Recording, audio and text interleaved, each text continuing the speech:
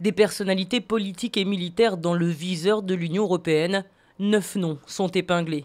Parmi eux, Évariste Bochab, vice-premier ministre et ministre de l'Intérieur jusqu'en 2016, pointé du doigt dans la répression des manifestations anti-Kabila de septembre et décembre dernier.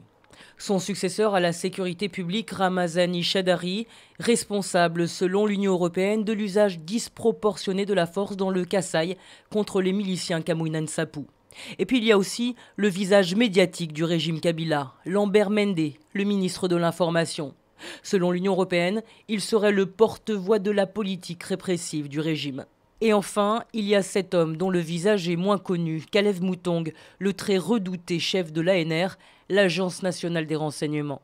Pour l'UE, c'est le cerveau, un des personnages centraux de la répression. Dans la liste aussi, 2 militaires, 1 milicien et 2 gouverneurs de province. Il risque des gels de biens et d'avoirs, des interdictions de séjour et de transit dans les pays membres de l'Union européenne. La liste n'est que provisoire, elle doit être entérinée par le Conseil des ministres des Affaires étrangères de l'UE le 19 juin prochain.